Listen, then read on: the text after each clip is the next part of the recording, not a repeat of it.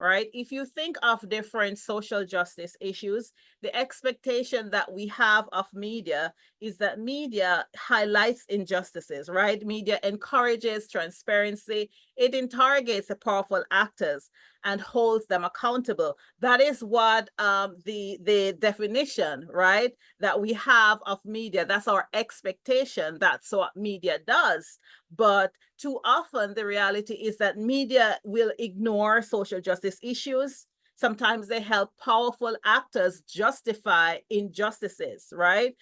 For example, the both sides issue are giving voice to people to put them on an equal footing when it is obvious that there is an injustice taking place. Media will sometimes discuss the demand for social justice, for example, protests, right? When people protest against social justice issues or calling for social justice, the media will define this demand, this protest, as a problem rather than looking at the issue that people are protesting. So too often, this is the outcome that we see from media. So though we have an expectation that media is there to give voice to the voiceless and to create some level of accountability for powerful actors, in fact, too often we see that not quite working out the way that we expect. Okay, so one way to understand this is to look at the agenda setting role of media, right? And we have some textbook definitions of the agenda setting role of media and how that works in practice, right? So this is one of the oldest and one of the one of the people who is most revered for talking about agenda setting, McCombs and Shaw from 1972, talks about how mass media sets the agenda for each political campaign. They had done a study looking at the 1968 US presidential campaigns and talked about how the media set the agenda for the political campaign and influences the salience of attitudes towards the political issues. So how interested are people in certain issues? How much does the public pay attention to certain issues? It really depends on how the media highlights those issues.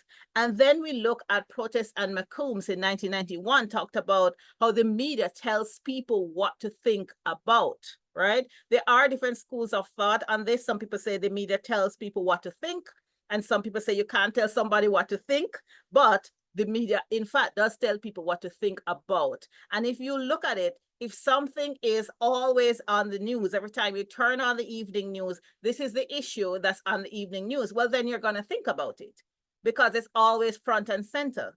So it's not going to be something that you're going to ignore, right? You're going to try, but it will be hard to ignore it if it is on the headlines every day.